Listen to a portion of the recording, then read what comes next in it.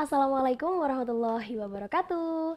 Halo sahabat cerdas liputan Sumbawa, balik lagi bareng aku Mujiati dalam segmen Ngobrol bareng Gen Z.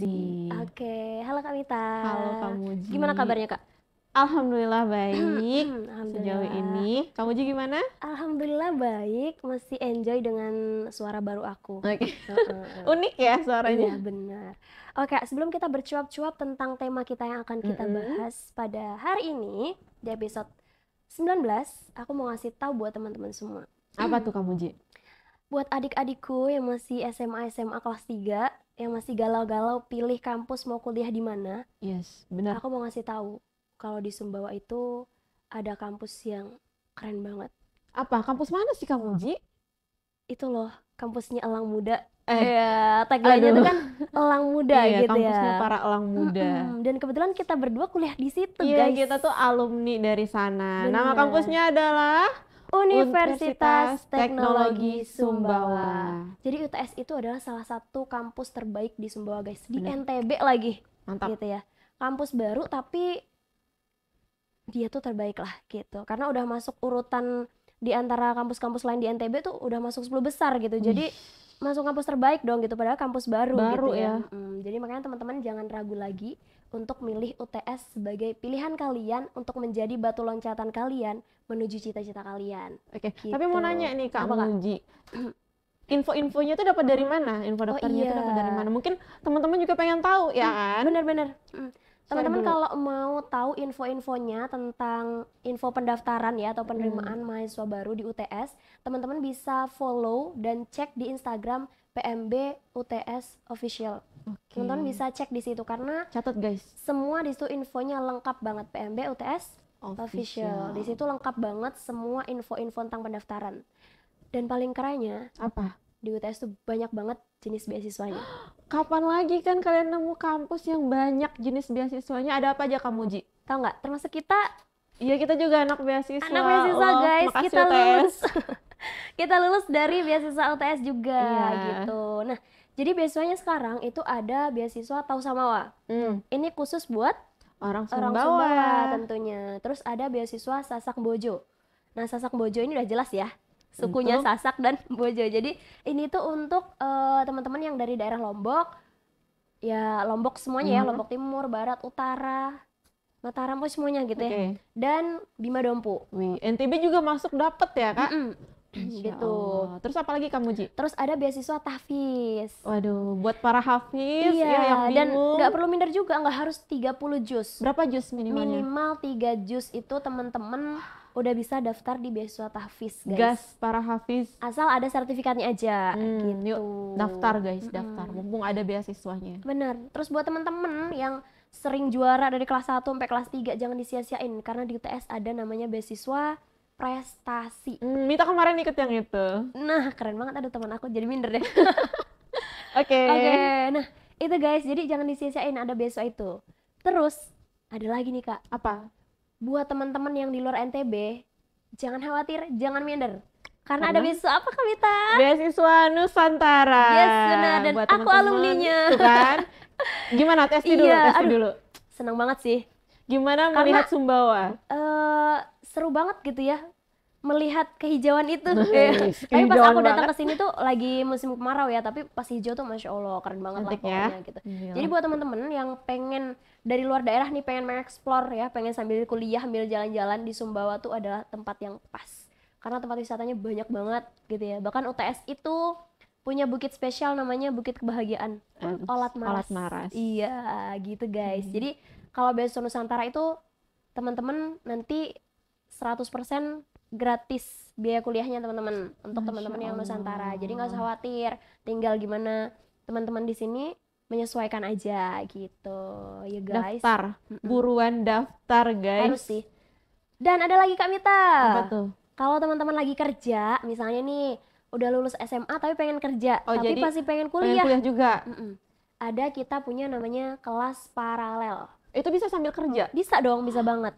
Gitu. Jadi kuliahnya tuh bisa menyesuaikan sama jam kerja teman-teman. Fleksibel gitu. ya, Benar, Kang Muji. fleksibel banget. Oke. Jadi nggak usah khawatir, teman-teman bisa kerja, bisa juga kuliah, bisa ngasilin uang, dapat gelar pula, ya nggak sih? Wih, Kayak berjalan beriringan iya, keren kehidupannya banget, ya. berjalan beriringan gitu. Oke, Sabi digaskan guys, daftar pilihannya ada banyak banget, program studinya ada banyak banget, Banyak nanti banget, bisa cek di teman-teman langsung PMB cek. ya. Karena program Oke. studinya kalau aku sebutin satu-satu, ini episode Kelar selesai. podcast ini. Karena saking banyaknya gitu, Iya, jadi banyak teman-teman, pilihan. iya pokoknya ada sosial dan humaniora gitu ya, ada ekonomi, ada keteknikan, Wih, ada mantap. keilmuan fisip gitu ya. Jadi silakan teman-teman pilih dengan sesuai pilihan teman-teman gitu. And aku tunggu kehadirannya teman-teman di UTS. Jangan lupa apa? Jangan lupa Jangan lupa. daftar UTS. Yes, benar. Oke, cukup guys. Oke, terus Kita kita balik bahas ke apa? tema. Jangan sampai tiba-tiba aku lupa nih guys, kita mau ngebahas apa. Oke, jadi hari ini mau bahas apa kamu, Ji? malam hari ini aku bareng Kamita mau ngebahas sesuatu yang sering orang tuh salah paham. Hah? Kayak misalnya aku nih mau berniat baik nih, mau ngasih kamu sesuatu, Lalu, tapi aku caranya ngeprank gitu misalnya. oh Terus ya, kamu terus marah gitu ya. ya banyak ya kasus kayak gitu. Atau aku misalnya pengen nolongin kamu nih, ngajak kamu ke kebaikan, tapi aku pakai marah-marah. Mita, kamu nih ya, udah dibilang nggak boleh pacaran, haram, neraka, Mita. Agak keras ya, Bunda. Gitu. Nah, Kena akhirnya mental saya. Mitanya kena mental, loncat dari Aduh, nggak gitu juga, Moji. oh enggak ya. Maksudnya dari tangga satu ke tangga selanjutnya. Gitu Kak Mita. Jadi kita mau Oke. ngebahas seni dalam menyampaikan pesan. Pesan alias seni dalam berkomunikasi. Yes, kayak gitu guys. Emang benar kamu, Ji? Mm-mm. Ada seninya nggak sih? Iya, penting banget. Biar orang nggak salah paham sama pesan yang kita sampaikan, ya nggak sih gitu. Nah kalau Kak Mita tuh gimana cara Kak Mita menyampaikan pesan-pesan itu ke orang lain? Oke, kalau usually, Oh, iya.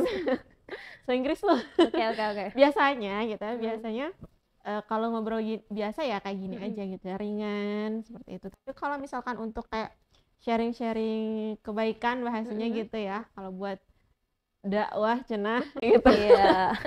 Biasanya kita pakai tulisan kamu Ji, karena kalau misalkan ngobrol kayak gini, ini first time ya guys saya ngobrol banyak di depan publik. Iya, jadi Kalau nggak sama Mbak ini, kalau nggak aku ajak podcast, Kak Mita tuh bukan tipe yang iya bukan tipe yang banyak Banyak ngobrol ngobrol. sebenarnya. Jadi kalau Mita lebih ke mengemukakan pesan gitu atau menyampaikan informasi ke banyak orang, terutama pesan-pesan kebaikan itu biasanya lewat tulisan kamu Ji. bener. Jadi Mita jarang banget yang kayak misalkan ngobrol langsung atau mungkin ngisi-ngisi di beberapa tempat tuh jarang banget. Ada waktu-waktu tertentunya gitu. Tapi kalau tulisan di sosmed, di Instagram, alhamdulillah lancar gitu sharing di Iya, situ. bener banget. Jadi Kak Mita nih tipe yang nyampain pesan lewat tulisan guys. Iya. Sampai ada salah satu tulisan Kak Mita, aku pengen apa tuh? bacain. Apa Aku tuh? pengen bacain. Wah, Nah, jadi di sini Kak Mita tuh nulis asal muasal cinta. wih, Jadi jangan Kak Mita salah tuh- pengertian Jadi nih. Kak Mita tuh emang suka banget nulis.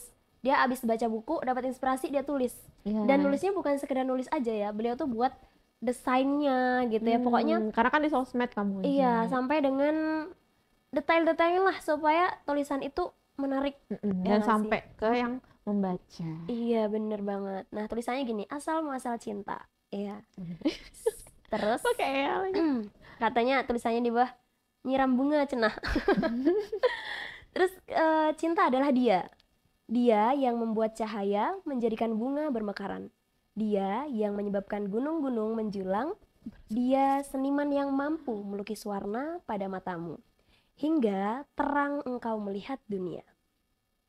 Cinta adalah dia, pembentuk waktu, pembentuk ruang, penemu jiwa, pembalik hati yang menciptakan.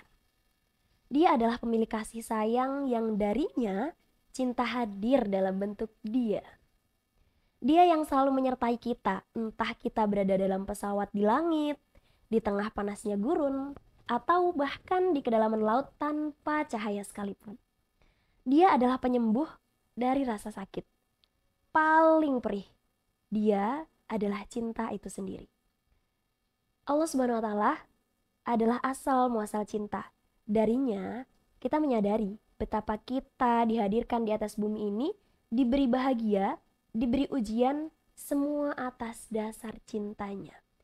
Maka tak adil rasanya jika cinta kita pada benda, cinta kita pada manusia, cinta kita pada selainnya yang kemudian menyakiti kita Lantas kita memilih meninggalkan dia yang merupakan sumber cinta terbesar, yang mencintai kita tiada batasnya. Kok bacanya kayak puisi gitu jadi sedih ya? Nah, Kamita versi tulisan ya guys. Iya. Nah, aku versi Versi apa? Kalau kamu Ji gimana? penyampai gitu. Kesannya Jadi- melengkapi banget ya Bun. Jadi aku tuh suka kalau baca tulisan-tulisan Kak Mita tuh nggak flat. Cinta itu adalah membuat cahaya menjadikan bunga, nggak gitu guys. Jadi aku bacanya tuh bener-bener aku hayatin kayak ya gitu kayak tadi. Tapi ada yang Gitu. menarik kamu Ji dari Kenapa, tulisan kenapa, itu. Kak? Jadi tulisan itu sebenarnya teman-teman itu dari sebuah kondisi di mana ada teman aku yang dia itu abis putus. Oh wow, Gitu. ada ini ya. Ada Backstory. story-nya kamu Ji, tulisanku tuh ada story-nya Oke, guys. terus Kak. Terus karena dia habis putus dia tuh sempat kayak tahu ya, maksudnya orang yang kehilangan tuh kadang suka mikir pendek kan. Iya benar, depresi lah ya. Terus dia tuh sempat self harming. Jadi Oke. kayak sad. Oh, melukai diri sendiri. Terus dia cerita kan. Mm-mm. Terus aku kayak mikir kok bisa ya gitu, cinta kita ke makhluk tuh membuat kita sampai melukai diri kita padahal kita tuh dicintai banget sama Allah Iya, gitu. bener Makanya tapi dibungkusnya tuh dengan ya kata-kata yang seperti itu Oh my gitu. God, keren banget. Kalau kamu Ji gimana? Cara menyampaikan pesannya tuh gimana? Kalau aku secara langsung, sebenarnya aku juga suka nulis ya guys. Tapi nggak banget kayak Kamita tuh kan kalau nulis tuh terniat banget ya, sampai dibuatin desainnya gitu, sampai apa ya, serinci itu gitu. Tapi kalau aku lebih kepada seringnya aku Oke. ngisi-ngisi Live ya. acara gitu. Ngisi-ngisi kegiatan kalau misalnya di undang-undang gitu. Aku lebih ke situ sih cara penyampaian pesan aku. Sama kalau misalnya kebetulan kan aku ngadain kelas juga ya, Kelas apa tuh? kelas public speaking. Wih, mantap. Aku ngadain kelas public speaking. Mentor guys. Karena itu sih guys, aku dulu nggak bisa ngomong, terlalu pendiam, terlalu mengurung diri, bla bla bla gitu. Tapi aku sadar aku punya skill itu karena tetangga aku suka ngomong kayak, ini anak kamu yang terakhir paling cerewet ya, selalu gitu di tetangga gitu. Makanya Oke. aku rasa bahwasanya kayaknya aku punya skill ngomong deh. Kenapa nggak aku asah agar skill ngomong aku ini lebih bermanfaat buat banyak orang gitu ya. Nah akhirnya disitulah aku belajar dan ya udah dari belajar itu aku ketika ngisi ya nyampein pesannya dari situ. Dan salah satunya di kelas public speaking ini gitu. Karena banyak gitu ya, aku dulu pas jadi mahasiswa awal itu yang dicari itu kelas public speaking semua. Oh ya. Iya, percaya nggak percaya mereka tuh kalau ada seminar-seminar gitu ya, di share di grup tuh ramean ya nggak sih? Iya benar. Terus abis itu seminarnya cuma sekali atau 2 kali, Sekali sih Mbak. Sekali. Sekali. mostly sekali ya. Terus pesertanya ratusan, Iya, tapi cuma sekali doang materinya. sekali itu. doang. Dapat nggak impactnya? Ya paling tipsnya doang gak sih? Dan dapat materinya doang. Abis itu implementasinya Enggak. nol. Benar. Makanya kenapa dari analisis yang udah aku buat dari aku maba, mahasiswa baru sampai akhir semester gitu ya. Dan aku ngebuka kelas public speaking ini ketika aku udah lulus gitu. Aku ngebuka itu karena aku ngerasa mahasiswa sekarang karena terlalu HP Iya. ketika masa Covid sampai lupa buat kalau dia tuh ada di dunia real Iya, buat komunikasi. yang dia tuh harus ngobrol Iya. sama orang lain, dia harus nyampein pesan buat orang lain. Dan ketika kuliah dituntut buat presentasi gitu ya, Benar. buat diskusi harus bisa dong gitu. Banyak Jangan banget yang sampai kaku. kita terpaku kayak oh HP, oh iya HP gitu. Dibaca. Iya. Bahkan banyak banget ketemu teman-teman yang kalau misalkan presentasi tuh kayak makalah, PPT nih. Tapi dia ngebaca PPT Iya. full gitu. Jadi Gitu. itu yang membuat aku agak miris, makanya aku ngebuka kelas public speaking ini gitu ya.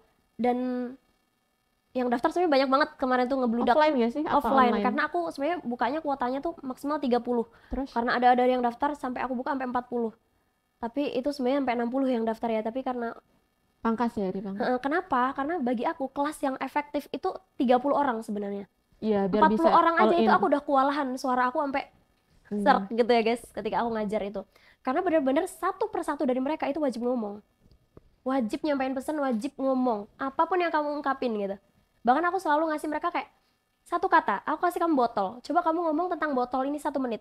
Terserah kamu ngomong apa tentang botol ini 1 menit. Gitu. Jadi dari hal kecil itu mereka tuh belajar ngomong. Terbiasa gitu Dari hal kan. sederhana dulu Iya, gitu. dapat kesempatan. Kayak gitu. Jadi aku lebih ke situ gitu. Karena yang seminar-seminar online berbayar dan cuma sekali 2 kali itu tuh impactnya nol karena aku ngerasain sendiri gitu. Dan aku belajarnya di organisasi sampai bisa ngomong kayak gini. Iya benar sih, organisasi impactful Mm-mm. sih untuk public speaking, untuk problem solving juga Dan masalahnya ngerasain sekarang anak mahasiswa males berorganisasi, PR. PR. Nah makanya itu aku membuka kelas ini dengan tujuan itu, aku pengen nyampein pesan gitu loh. Karena aku nggak mau, aku cuma bisa sendiri gitu. Aku nggak mau, aku tuh ngobrol cuma bisa sendiri ngobrol. Gitu. Makanya aku pengen nyampein pesan itu gitu. Gini loh tips public speaking, kamu tuh cukup belajar ngomong, berdiri di depan cermin, kamu deskripsikan pulpen. Iya benar. Aku dulu bingung, aku pernah juga disuruh deskripsiin gitu, aku bingung. Tapi sekarang kayak pulpen. Dari secercak tinta ini, aku bisa menuliskan banyak cerita. Dari pulpen ini menjadi saksi bisu air mataku yang menetes setiap saat. Ini instan ya guys, tolong ini aku tiba-tiba aja gitu. Jadi ibaratnya segampang itu aku sekarang untuk mendeskripsikan sebuah benda. Karena udah terlatih kan. Iya, karena seringnya belajar gitu. Tiba-tiba suruh deskripsikan jendela kadang, pintu gitu. Itu aku belajar Random aja gitu. karena aku sempat sekali ikut kelas, ada salah satu dosen UTS yang luar biasa banget. Aku sampai sekarang masih kagum banget sama beliau. Cara pembawaannya dosen Vkom, tau lah. Tahu. sebut Ya, merek. Bapak itu. Nggak usah. Oke, jadi ya gitulah. Beliau ini keren banget. Ya aku mengakui itu. Dan di awal maba itu aku ke apa namanya gagal gitu di uji cobanya beliau. Tapi karena aku gagal di uji coba beliau, aku belajar mandiri terus. Aku coba terus, bahkan ketika aku ngadain kelas public speaking, metode beliau selalu aku pakai. Kayak gitu. Jadi itu guys, aku nyampein pesannya melalui itu gitu, dari kelas-kelas public speaking yang aku buat. Secara langsung ya, dengan materi berbicara langsung kalau kamu uji. Jadi poin terbesar aku sekarang tuh adalah ngajarin orang buat, ya walaupun aku sendiri belum bener gitu ya, cara ngomong aku mungkin masih ada yang salah, tapi aku pengen orang lain juga kita ngomong bukan hanya tentang asal ngomong aja, tapi apa yang kita sampaikan itu tuh ada isinya gitu. Dari situ dulu, atau enggak setidaknya kita ngerti cara artikulasi ngomongnya dari situ dulu gitu. Tentang isi mungkin nanti bisa belakangan, ya bisa diperbaiki, bisa ngomong dulu, bisa nyampein dulu gitu. Ini mungkin metode yang aku pakai gitu ya. Aku ngerasa metode ini paling tepat dengan aku ngebuka kelas public speaking. Karena kalau aku cuma keluar-keluar di sosial media misalnya, aku ngatain, alah Gen Z ini gini-gini, pemalas, nggak mau belajar, cuma main HP doang, makanya nggak bisa ngomong gitu ya. Oke, mungkin itu emang nyata, bener gitu. Tapi apa tindakan aku sebagai penonton tadi? Apa tindakan aku sebagai orang yang tahu permasalahan itu? Gitu, makanya itu metode yang mungkin sering aku pakai gitu ya ketika aku nyampein pesan-pesan. Jadi melahirkan solusi pada akhirnya gitu ya dengan kelas gitu, public speaking itu. Masya Allah, keren banget guys. Dan ngebukanya 1 bulan aku guys. Jadi aku nge-training mereka 1 bulan. Gitu. Jadi udah berapa kelas? Alhamdulillah aku udah buka 2 batch. Yang batch 2 ini terbagi dari online dan offline karena kan emang mahasiswanya lagi libur ya. Jadi ada yang online dan offline. Maksudnya dari UTS atau ada juga yang kalau yang batch 2 ini ada yang dari luar karena ada yang online kan. Jadi aku emang buka untuk umum. Dan semuanya udah selesai guys. Gitu. Gitu ya guys. Jadi ternyata ada banyak banget cara untuk berkomunikasi ya, entah itu lewat tulisan, entah itu lewat apa namanya tadi live ya secara langsung. Bahkan para seniman pun itu ya teman-teman, kalau Mita belajar di komunikasi, kebetulan Mita juga anak ilkom gitu.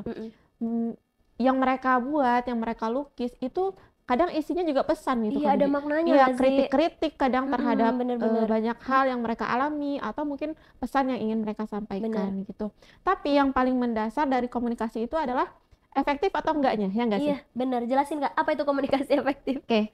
Jadi teman-teman, kita kadang tadi ya asal ngomong gitu. Kadang enggak mikir gimana penerimaan orang lain gitu. Padahal komunikasi yang baik, komunikasi yang efektif dikatakan itu ketika orang tuh ngerti maksud kita apa, kamu Ji. Nah, jadi nggak cuma tentang ada yang ngomong, ada yang nerima pesan dan ada pesannya aja, tapi gimana pesan itu diterima dan gimana respon dari yang si penerima pesan. Nah, kadang bagaimana mereka menerima itu yang kita sebagai penyampai pesan ini suka lupa, kamu Ji. Kadang asal ngomong aja, asal jeplak aja caranya gitu. Kadang susah diterima gitu, yang membuat kita gagal untuk menyampaikan pesan yang baik itu tadi. Bener banget gitu. Makanya kenapa sih aku selalu kayak ngutamain poin yang kayak ini nih kalian harus dapet gitu. Jadi jangan sampai cuma denger doang materi di aku. Makanya kenapa konsep training public speaking aku tuh di awal aku nggak ngasih materi. Jadi mereka langsung bener-bener mereka yang aku osjur di situ. Osjur gitu. Bener-bener mereka yang aku orientasi di situ. Jadi mereka dulu yang aku suruh ngomong semuanya di awal sebelum aku masuk ke teori. Karena pada saat aku masuk ke teori, aku bakal mengkritik mereka, kemarin kamu kayak gini gitu. Hmm. Nah ini nih caranya kayak gini ternyata. Oh, biar Kayak mereka gitu. juga punya bahan perbandingan, ya nggak sih? Benar, karena kalau aku langsung kasih materi, Iya, iya. oh udah langsung enjoy aja, mereka nggak bisa ngevaluasi kesalahan dalam dirinya. Yes. Makanya kenapa di awal itu aku ada orientasi dulu ke mereka gitu, supaya aku juga paham gitu seberapa pahamnya sih mereka tentang public speaking. Jangan sampai ada yang udah pintar tapi sok-sokan ikut, atau emang ada Kosongan yang banget. kosongan banget. Jadi kan aku harus nyesuaiin tuh dari Benar. seluruh audiens itu gitu. Makanya ada ujian dulu di awal gitu, aku tes mereka. Setelah materi pun ada ujian akhirnya. Oke. Kayak gitu. Jadi gitu Mantap. guys. Gitu. Oh iya, Oke. betul, aku mau nanya Kak Mita. Apa nih? Seberapa penting sih kecocokan warna dalam desain Kak Mita dalam penyampaian pesan? Oke, aduh bahas desain lagi. Karena kan itu salah satu komunikasi ya. Jadi kan Iya, oke. komunikasi efektif ternyata bukan hanya secara langsung aku ngobrol sama Kak Mita, tapi ternyata di sosial media juga ada interaksi, guys. Iya. Oke. Jadi kalau kebetulan Mita juga suka desain grafis, kayak misalkan poster-poster, terus postingan sosmed, Instagram. Kita juga pernah sih maksudnya kayak magang gitu kan Uji di salah satu lembaga amil zakat, tapi magangnya remote. Oh, Jadi Mitanya di sini kerjanya, terus kantornya tuh di Jaktim. wow. Apa namanya? Baitul Mal Muamalat. Jadi Mita sempat jadi kayak konten kreatornya, tapi cuman bagian sosmed Instagram aja. Nah, itu Mita bagian produksi konten daily-nya mereka. Wow.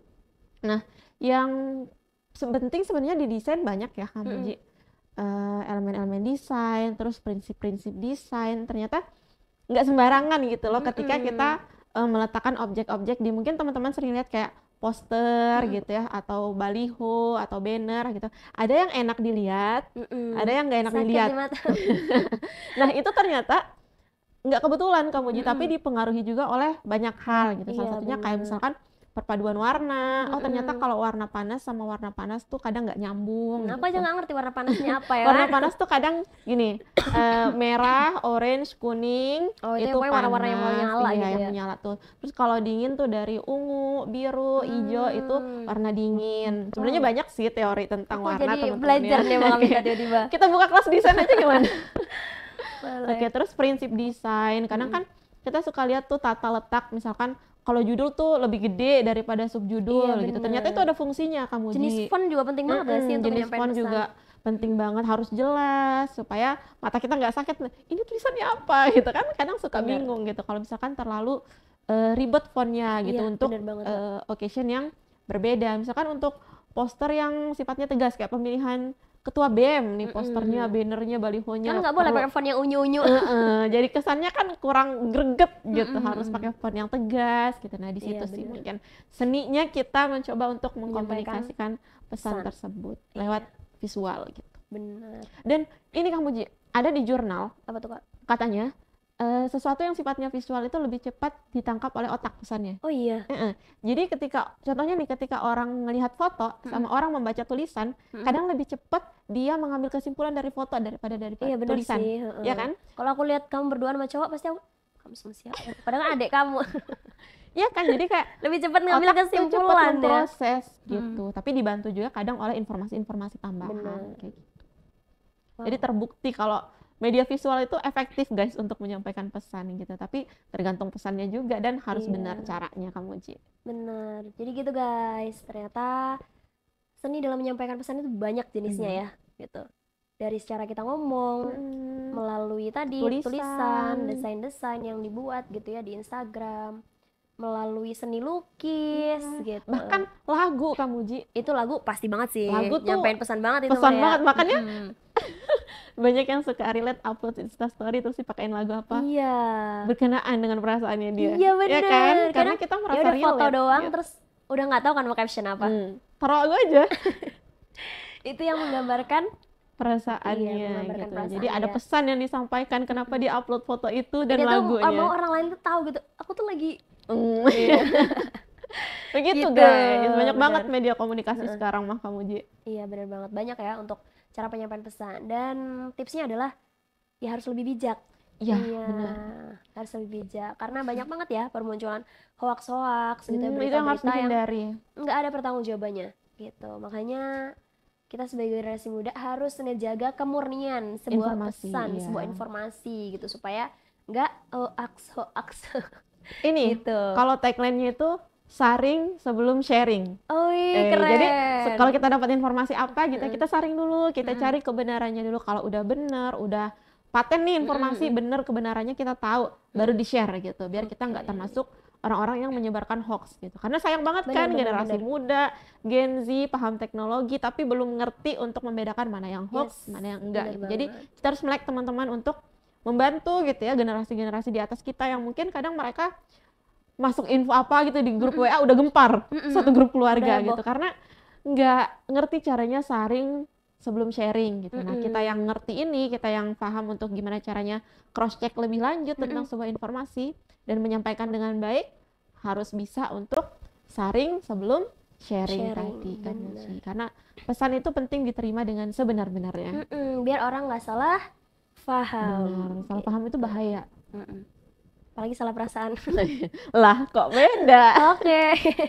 Oke guys, jadi gitu ya. Jadi ternyata ketika kita mau berkomunikasi gitu ya, ada seni-seninya gitu. Ketika kita mau nyampein pesan, ada seni-seninya gitu. Apalagi tentang menasihati orang, itu penting banget. Karena ketika kita salah metode, ketika nasihatin orang gitu ya, kayak pas di opening tadi gitu ya, cara aku nasihatin Kak Mita dengan marah-marah, belum tentu itu suatu hal yang tepat ataupun diterima gitu. Cari momen gitu. Biasa aku kalau mau ngobrol sama orang, aku selalu kayak cari momen, ajak ngobrol berdua gitu. Kalau ada uang traktir dia. Dan kenali orangnya kamu Ji. Kenali orangnya. Misalkan oh dia tipe anak yang nggak bisa dikerasin gitu. Oh, ada juga kan orang yang perlu ditegasin dia baru kena gitu di hati. Baru kena di hati. Makanya kadang ya itu tadi sebelum nasihatin kita juga harus kenal dulu dia tipe-tipenya yang kayak apa gitu. Kadang ada orang yang lebih suka dinasihatin lewat chat, nggak mau ketemu langsung gitu. Jadi itu ya guys, pentingnya ketika kita mau nyampein pesan supaya nggak salah sasaran gitu ya, supaya pesan kita sampai nggak centang biru tapi nggak terbalas gitu. Karena tadi komunikasi efektif itu adalah ketika kita nyampein pesan, si penerima itu menerima dan ada imbal balik, ada respon gitu. Sip, itu aja. Ada pesan-pesan Kak Mita cukup atau ada lagi? Aku mau pesan aja ya buat teman-teman yang mungkin sekarang masih sering berkomunikasi tanpa pikir-pikir dulu gitu ya. Coba kita biasakan untuk sebelum kita komunikasi sama siapapun itu, semua orang tuh berhak dapat cara penyampaian yang baik dari kita gitu. Karena kita pun pastinya ingin diperlakukan baik gitu oleh orang lain. Jadi kita juga berusaha memperlakukan orang lain dengan cara yang baik, termasuk dalam hal komunikasi. Ucapkanlah kata-kata yang baik, ucapkanlah kata-kata yang benar, ucapkanlah pesan yang bermanfaat untuk semua orang. Tapi kalau nggak bisa lebih baik diam saja. Kalau kata hadis Nabi gitu ya, kalau nggak bisa sampaikan yang baik mending diam aja daripada kita nyakitin orang lain. Benar Bang. Itu kamu Ji kalau dari Mita. Benar. Karena Kak Mita nyinggung itu tadi pesan-pesannya, aku jadi keinget gitu. Karena aku termasuk yang tadi ya blok-blokan banget orangnya gitu. Ya Kak Mita tahu lah aku blok-blok aja kayak apa. Tahu banget. Dan kita sudah satu organisasi ya, udah ngerasain gimana aku berantemnya di grup gitu ya. Dari situ tuh aku banyak belajar gitu, bahasanya kadang ada suatu pesan tuh yang nggak harus direspon langsung gitu ya, karena ada yang harus kita kelola dulu kadang gitu. Makanya sekarang aku udah mulai belajar kalau misalnya ada satu masalah atau apa yang harus aku respon, kadang aku ada room tersendiri untuk nulis perasaan aku dulu gitu ya, apa yang pengen aku ungkapin aku tulis. Buat teman-teman ini tips juga gitu ya, kalau teman-teman lagi emosi atau apa gitu ya menanggapi suatu masalah, teman-teman bisa ada room chat sendiri di WA gitu ya. Teman-teman tulis semua perasaan yang pengen teman-teman ungkapin di situ. Aku biasanya kayak gitu. Setelah itu teman-teman baca ulang. Habis itu disaring tadi ya. Disaring mana yang bisa teman-teman sampaikan. Tapi jangan langsung dikirim, ketik lagi, kirim di situ. Kalau misalnya kamu punya orang kepercayaan yang bisa kamu ajak sharing, pesan ini udah bener atau belum, boleh. Kayak gitu. Aku sekarang kayak gitu, kayak aku suka nanya, "Kak, ini udah bener belum aku kalau nyampein pesannya kayak gini?" gitu. Karena aku termasuk orang yang sering salah dulu menyampaikan pesan gitu. Jadi dari situ aku belajar guys, dan makanya kenapa pengen sharing ke teman-teman gitu ya, bahwasanya tadi ketika kita nyampein pesan ada seninya. Benar, nggak bisa sembarangan. Sip, itu aja dari aku Mujiati dan aku Mita. Oke, di episode 19 ini semoga apa yang kita bawakan bermanfaat buat teman-teman. Dan jangan lupa selalu tonton podcast di seluruh lipatan Sumbawa. Komen-komen, share, like, oke? Benar, jangan lupa di-share yang paling penting. Benar. Sip, itu aja dari kita berdua. Lebih dan kurangnya kita mohon maaf. Terima kasih. Wassalamualaikum warahmatullahi wabarakatuh.